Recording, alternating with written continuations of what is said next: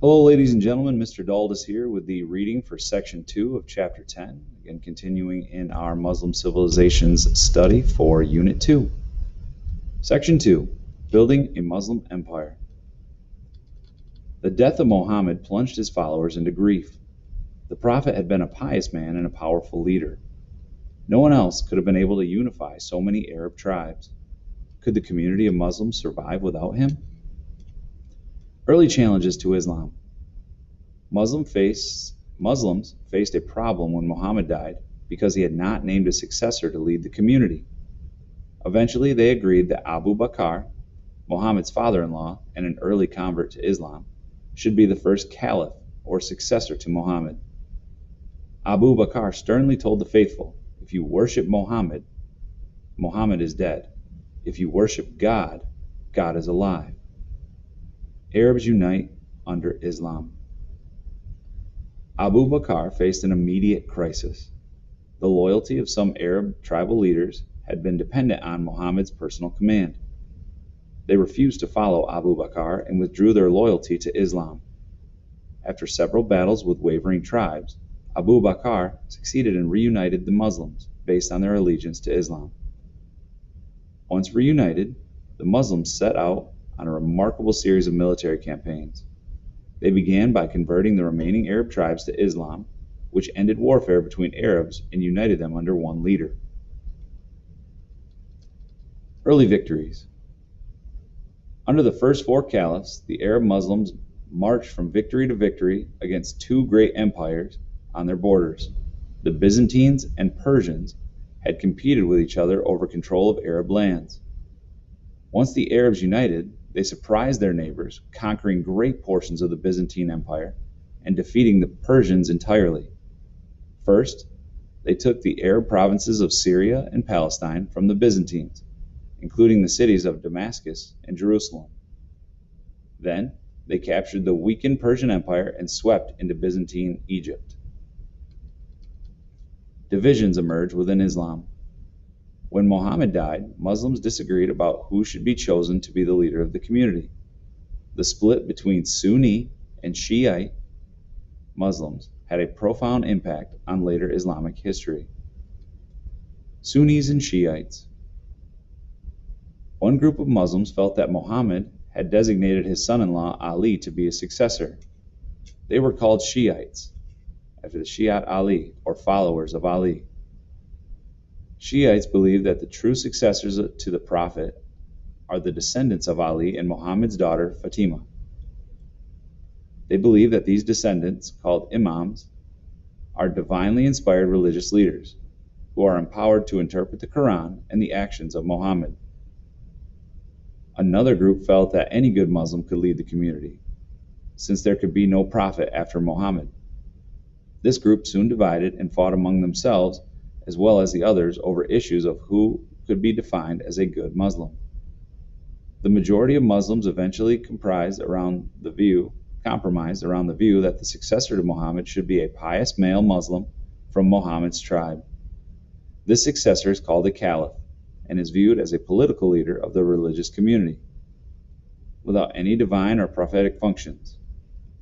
The compromise group, which forms the majority of Muslims in the world today, are known as the Sunnis, since they follow the custom of the community, or Sunnah. The Sunni believe that the inspiration comes from the example of Muhammad as recorded by his early followers. Like the schism between Roman Catholic and Eastern Orthodox Christians, the division between Sunni and Shiite Muslims has survived to present day. Members of both branches of Islam believe in the same God, look to the Quran for guidance, and follow the pillars of Islam. However, Sunnis and Shiites differ in such areas as religious practice, law, and daily life. Today, about 90% of Muslims are Sunni. Most Shiites live in Iran, Lebanon, Iraq, and Yemen. The Shiite branch itself has further split into several different subgroups. Sufis. A third tradition of Islam emerged with the Sufis, Muslim mystics who sought communion with God through meditation, fasting, and other rituals. Sufis were respected for their piety and some were believed to have miraculous powers. Like Christian monks and nuns, some Sufis helped spread Islam by traveling, preaching, and being good examples to others. They carried the faith to remote villages, where they blended local traditions and beliefs into Muslim culture. Umayyad caliphs build an empire. After the death of Ali, a powerful Meccan clan set up the Umayyad Caliphate, a dynasty of Sunni caliphs that ruled the Muslim Empire until 750. From their capital at Damascus in Syria, they directed the spectacular conquest that extended Arab rule from Spain and Morocco in the west to the Indus River Valley in the east. Their conquest enabled the spread of Islam and created a foundation for the ethically and religiously diverse civilizations that flourished later, expanding the Muslim Empire. From Egypt, Arab Muslim armies moved west, defeating Byzantine forces across North Africa. In 711, Muslim forces crossed the Straits of Gibraltar and conquered Spain. In 731, a Muslim army moved north into France to settle new areas. There, Frankish forces defeated the Muslims at the Battle of Tours. Muslims ruled parts of Spain for centuries, but advanced no farther into Europe. Elsewhere, Muslim forces besieged the Byzantine capital of Constantinople, but failed to take the well-defended city. Reasons for Muslim success. Several factors can explain the series of Muslim victories. One factor was the weakness of the Byzantine and Persian empires. The longtime rivals had fought each other to exhaustion. Many people also welcomed the Arabs as liberators from harsh Byzantine or Persian rule. Another factor was the Arabs' bold, efficient fighting methods. The Bedouin camel and horse cavalry mounted aggressive and mobile offenses that overwhelmed more traditional armies. Another important reason for success was the common faith Muhammad had established. Under the first four caliphs, Muslims knitted a patchwork of competing tribes into a unified state. Belief in Islam and the desire to glorify the new religion spurred the Muslim armies to victory. As the empire expanded, the rulers created an orderly system of administration. Arabic became the language of the government, and the empire minted its own coins. In addition, the caliphs supported agricultural policies that helped the empire to prosper. Conquered people are treated fairly. The advancing Arabs brought many people under their rule.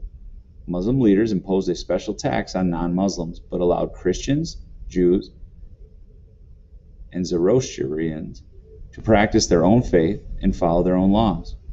Early Umayyads did not attempt to convert these people of the book because the tax supported the Arab troops who settled the conquered areas. As Muslim civilization developed, many Jews and Christians played key roles as officials, doctors, and translators. Muslim leaders wisely prohibited looting and destruction of conquered lands, ensuring continued wealth and prosperity for the empire in the form of tribute and taxes. However, the rulers also urged Arab settlers to stay separate from the native populations, which created an Arab upper class throughout the empire. In time, many non-Muslims converted to Islam. Some converted to gain political or economic advantages. However, many were drawn to Islam's simple and direct message, and they saw its triumph as a sign of God's favor. Many of the nomadic peoples in North Africa and Central Asia chose Islam immediately. Unlike some religions, Islam had no religious hierarchy or class of priests. In principle, it emphasized the equality of all believers, regardless of race, gender, class, or wealth. In later centuries, Turkish and Mongol converts helped spread Islam far across Asia. Decline of the Umayyad Caliphate. As military victories and negotiations expanded the Muslim Empire, the Umayyads faced numerous problems. First, Arabs had to adapt from living in the desert to ruling large cities and huge territories. In many ways, the caliphs ruled like powerful tribal leaders rather than kings with large bureaucracies. To govern their empire, the Umayyads often relied on local officials. Although they helped govern the empire, non-Arabs often did not have the same privileges that Arabs had, even if they converted to Islam. While conquest continued, vast wealth flowed into Umayyad hands.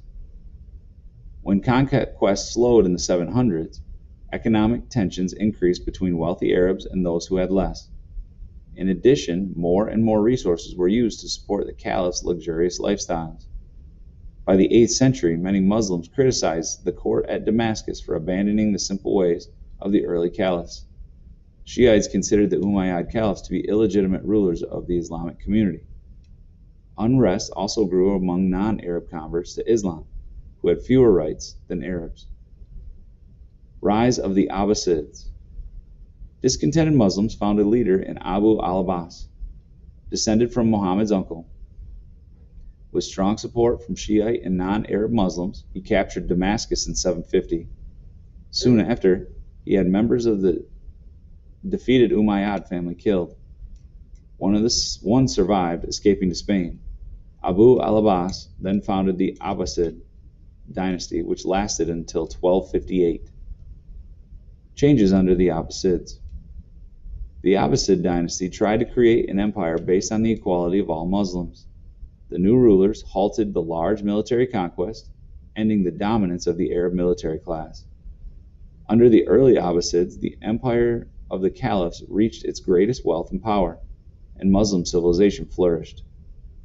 Under the Abbasids, Islam became a more diverse religion because discrimination against non-Arab Muslims ended.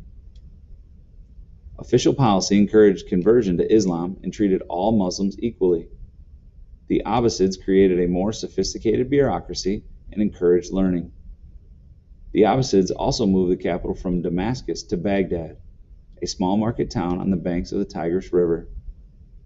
This move into Persian territory allowed Persian officials to hold important offices in the caliph's government. It also allowed Persian traditions to influence the development of the caliphate. Although these traditions strongly influenced Arab culture, Islam remained the religion of the empire and Arabic its language. The most important official was known as the vizier, or head of the bureaucracy, a position that had existed in Persian government. Splendors of Baghdad. The second Abbasid caliph, al-Mansur, chose Baghdad as the site of his new capital. The walls formed a circle, with the caliph palace in the center. Poets, scholars, philosophers, and entertainers from all over the Muslim world flocked to the Abbasid court. Under the Abbasids, Baghdad exceeded Constantinople in size and wealth. Visitors no doubt felt that Baghdad deserved its title, City of Peace, Gift of God, Paradise on Earth. The city was beautiful, with many markets, gardens, the palace, and mosques. Domes and minarets, slender towers of the mosques, loomed overhead. 5 times each day, muezzins climbed to the top of the minarets and called the faithful to prayer. Merchants sold goods from Africa, Asia, and Europe. The palace of the caliph bustled with activity. Muslim culture in Spain. The surviving member of the Umayyad family had fled to Spain and established an independent Muslim state. There, Muslim rulers presided over brilliant courts, where the arts and learning thrived. In general, they were more tolerant of other religions than were Christian rulers at the time. At centers of learning, such as the city of Cordoba, rulers employed Jewish officials and welcomed Christian scholars to study science and philosophy. Architects built grand buildings, such as the Alhambra, a fortified palace in Granada. Its lovely gardens, reflecting pools, and finely decorated marble columns mark a high point of Muslim civilization in Spain. Muslim rule endured in parts of Spain until 1492. The Muslim Empire declines. The Abbasids never ruled Spain, and starting about 850, their control over the rest of the Muslim Empire fragmented. In Egypt and elsewhere, independent dynasties ruled states that had been part of the unified empire. As the caliph's power faded in some regions, Shiite rulers came to power. Between 900 and 1400, a series of invasions added to the chaos. Seljuk Turks take control. In the 900s, Seljuk Turks migrated into the Middle East from Central Asia. They adopted Islam and built a large empire across the Fertile Crescent. By 1055, a Seljuk sultan, or ruler, controlled Baghdad, but he kept the Abbasid Caliph as a figurehead. As the Seljuks pushed into the Asia Minor, they threatened the Byzantine Empire. The conflict prevented Christian pilgrims from traveling to Jerusalem, leading Pope Urban II to call for the First Crusade in 1095. Mongols sweep across Central Asia. In 1216, Genghis Khan led the Mongols out of Central Asia across Southwest Asia. Mongol armies returned again and again. In 1258, Hulagu, the grandson of Genghis, burned and looted Baghdad, killing the last Abbasid Caliph. Later, the Mongols adopted Islam as they mingled with local inhabitants. In the late 1300s, another Mongol leader, Timur the Lame, or Tamerlane, led his armies into the Middle East.